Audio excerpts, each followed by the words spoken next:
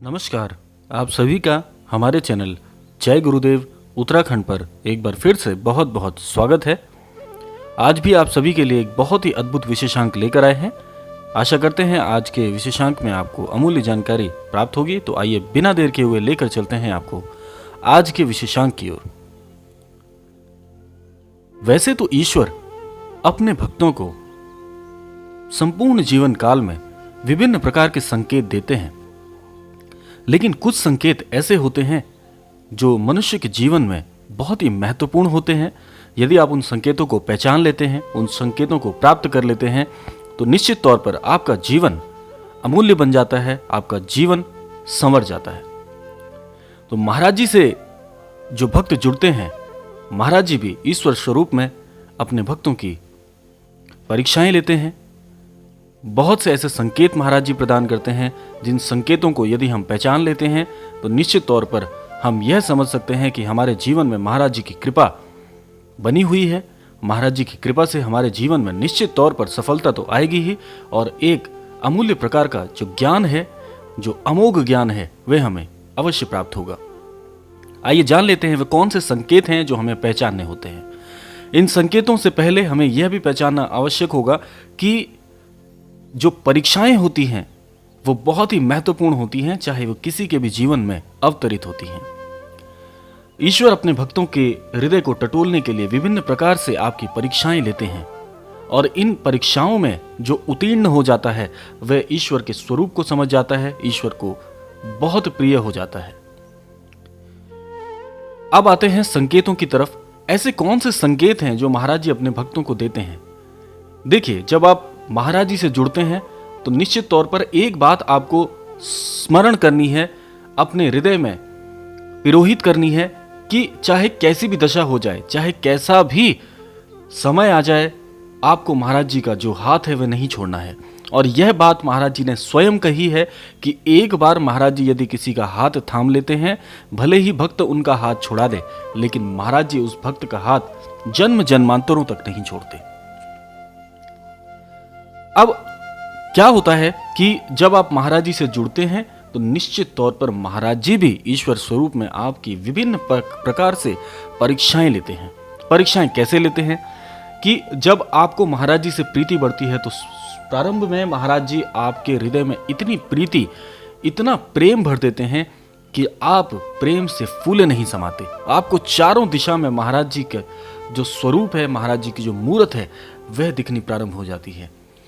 लेकिन कुछ समय के पश्चात महाराज जी एक ऐसा वियोग का माहौल आपके जीवन में ले आते हैं जिससे आपको कभी यह समझ नहीं आता कि ये जीवन में क्या हो रहा है। इतना कष्ट, इतनी ज्यादा परेशानियां चारों दिशाओं से आपके लिए बहुत बहुत मन को कुटिल कर देने लायक माहौल आपके जीवन में आ जाता है।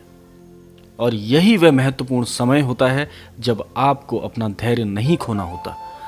ईश्वर स्वरूप में महाराज जी आपकी जो परीक्षा है वह इस प्रकार से लेते हैं कि आपकी जो श्रद्धा है, आपका जो भाव है, वह कितना मजबूत है। महाराज जी यह टटोलते हैं, निश्चित तौर पे टटोलते हैं। जो भी महाभक्त महाराज जी से आज जुड़े हुए हैं, सभी के जीवन में यह बात आप तय कर लीजिएगा कि ऐसी जो मुश्किलें हैं आपने भी अवश्य देखी होंगी। जो भी हमारे पुराने महाराज जी से जुड़े हुए भक्त हैं, सारे भक्तगण इस बात को स्वयं से, मन से आप यह प्रश्न पूछ सकते हैं, क्या ऐसा माहौल आपके जीवन में नहीं आया?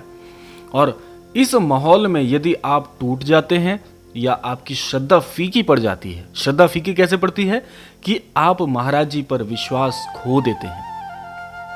जी हाँ, जो मनुष्य ईश्वर से विश्वास खो देता है वह फिर भटक जाता है जीवन में, और बहुत जल्द जीवन में वापसी नहीं कर पाता। यह सबसे दुर्भाग्यपूर्ण स्थिति होती है। महाराज जी आपकी परीक्षा लेते हैं कष्टों के माध्यम से, लेकिन एक बात जो आपको याद रखनी है कि चाहे कितना भी कष्ट क्यों ना आ जाए, लेकिन महाराज जी भक्त का हाथ नहीं छोड़ते, आपकी लाज बचाते हैं, आपको कभी भी किसी प्रकार से लज्जित नहीं होने देते। ये महाराज जी निश्चित करते हैं, क्योंकि हर प्रकार से, हर एक चीज़ की, हर एक विषय वस्तु की एक परिसीमा होती है। उस परिसीमा को महाराज जी सदैव स्मरण करते हैं, उसको अपने मस्तिष्क में रखते हैं कि भक्त की लाज भी रखनी है और भक्त का जो विश्वास है उसको अटूट भी करना है। जैसे एक माता होती है, तो माता क्या करती है कि जब शिशु होता है तो उसको दुलार करती है, प्यार करती है, उसका भरण पोषण करती है। लेकिन जब शिशु के चलने का वक्त आता है तो माता भी एक समय पर उसका हाथ छोड़ देती है ताकि वह जीवन में चलना सीखे। तो महाराज जी भी इसी प्रकार से आपकी परीक्षा लेते हैं। महाराज जी भी आपको जीवन में सुचारू रूप से चलने के लिए कुछ समय के लिए छोड़ देते हैं ताकि आप कष्टों से निपटना सीख लें, सच्चे हृदय से, सच्चे मन से, सज्जनता से हर परेशानी को आप झेलें। और उसके बाद जब आप ये परीक्षा उत्तीर्ण कर लेते हैं, आप ये समझ लीजिए कि जन्म जन्मांतरों तक का साथ महाराज जी से आपका जुड़ गया। तो आपको सावधान कहाँ पे रहना है? आपको सावधान तब रहना है जब आप महाराज जी से जुड़े हुए हैं, प्रार्थना करने के बावजूद भी कष्ट नहीं जा रहे हैं, तो आप यह समझ लीजिए, सावधान हो जाइए कि महाराज जी आपकी परीक्षा ले रहे हैं, ना कि आपको कष्टमय जीवन प्रदान कर रहे हैं। यहाँ पर विश्वास को अड़िग रखना है, अटूट रखना है। कुछ ही क्षण का यह समय होता है। महाराज जी जब परीक्षा पूर्ण कर देते हैं तो भक्त को फिर चारों दिशाओं से, जब दुख मिल रहा था पहले, चारों दिशाओं से खुशखबरियां, जीवन में सफलता, सद्बुद्धि, सद्ज्ञान और सज्जनता प्रदान करते हैं ताकि आप दूसरों के जीवन में कुछ ना कुछ महत्वता जीवन में दूसरों के भी लेकर आए। तो यह है महाराज जी की परीक्षा। यहाँ पर आपको सावधान होने की आवश्यकता है, कष्ट में घबराना नहीं है, महाराज जी का नाम बिसराना नहीं है और राम नाम के जाप को निरंतर करते रहना है। जीवन एक नए प्रकाश के साथ में उदय अवश्य होगा। तो यह था आज का विशेषांक। आशा करते हैं आज के विशेषांक से आपको जरूर कुछ महत्वपूर्ण जानकारी प्राप्त हुई होगी। तो मिलते हैं अगले क्रमांक में, तब तक के लिए जय श्री राम, जय गुरुदेव, जय उत्तराखंड।